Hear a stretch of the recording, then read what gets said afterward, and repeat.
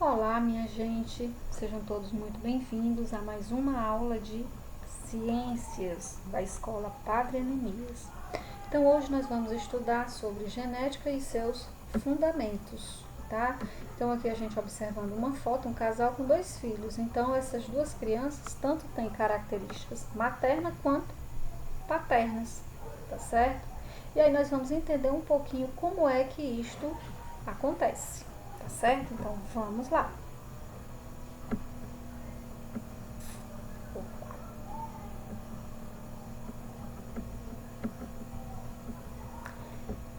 Quem vai poder nos ajudar é Mendel, porque ele, a partir da origem da genética, ele nos trouxe muitos esclarecimentos acerca da genética. Então, quem foi Mendel?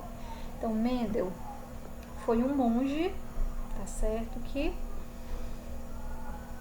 estudou nascido em 22, falecido em 1884. Então, ele estava muito interessado em identificar como era que surgiam as características dos parentes. E aí ele usou ervilhas, certo? Para poder explicar as características hereditárias, tá certo? Então, os primeiros estudos, foram feitos com base nos resultados descritos, Então, Gregor John Mendel. Então, ele é considerado o pai da genética, Claro que a parte depois dele surgiram vários outros. Então, mas por que ele escolheu ervilha? Por que ele não escolheu um gato, um cachorro, um ser humano? Bom, porque um ser humano, vamos imaginar que são 9 meses para nascer, mais o tempo de crescimento, infância, fase adulta, velhice, então levaria muito tempo. Então ele escolheu a ervilha porque são plantas de fácil cultivo, apresenta ciclo de vida curto, possibilitando a observação de várias gerações, produzem grande número de sementes, têm características fáceis de serem observadas e comparadas, ervilhas verdes e amarelas com vagem lisa e rugosa. Podem se produzir por autofecundação, cada flor apresenta estrutura reprodutiva masculina e feminina. Então tudo isso facilitou com que Mendel avançasse muito nos seus estudos, tá? Nos seus experimentos. Aí aqui o que ele fez? Então aqui duas flores. Então aqui nós temos o estame. O que é esse estame? É o órgão reprodutor masculino das plantas, No caso dos animais é o pênis. No caso das plantas é o estame. Carpelo vai ser a estrutura reprodutora feminina das plantas, tá? Que corresponderia à vagina dos animais, Das fêmeas, no caso, E aí, prole, o que é a prole? Prole é o conjunto de descendente. Então, vai haver aqui essa fecundação então essa plantinha aqui, tanto ela vai ter o estame quanto o carpelo. E essa da mesma forma. Então, elas podem se autorreproduzirem, dando origem à sua prole, que é o conjunto de descendentes, ok? Vamos lá, continuando. Os resultados dos experimentos de Mendel foi, então o que ele fez? Dominante e recessivo. Guardem esse nome porque ele vai, vocês vão ouvir bastante, Então o experimento que foi que ele fez? Ele fez uma tabelazinha para, além da cor das flores, como mostra no quadro abaixo, uma das características observadas nos experimentos foi a cor da semente e cor da semente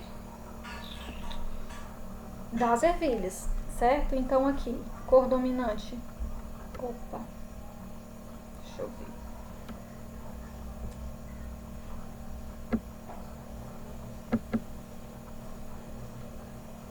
Pronto, perdão aí. uma...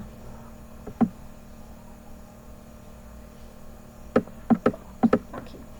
Então, aqui nós temos uma dominante, lisa, rugosa, amarela, verde, lisa, ondulada, verde, amarela, púrpura e branca, axial, né, que tem ao longo do caule, terminal, na ponta do caule, alta e baixa, certo?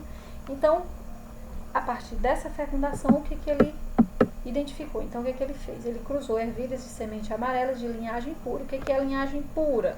É quando o seu descendente é exatamente igual ao seu progenitor, certo? E aí, essa primeira geração ele chamou de geração parental ou geração P.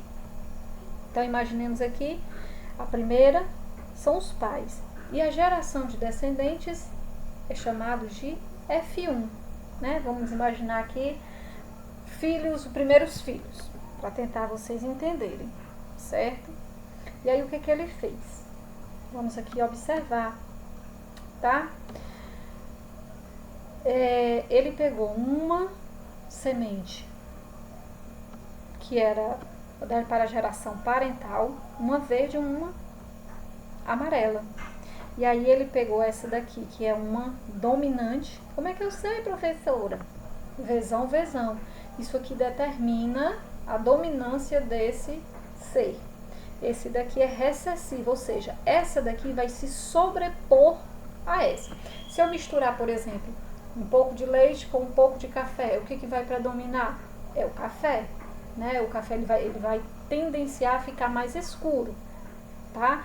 Então aqui ele pegou a ervilha amarela, cruzou com a ervilha verde e aí deu origem à primeira fecundação, que ficou conhecida como F1.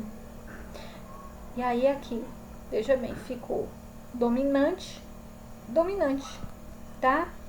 Só que quando ele cruzou, né, ele fez o autocruzamento da geração F1, deu a geração F2. Observem que surgiram 3 amarelas e uma verde.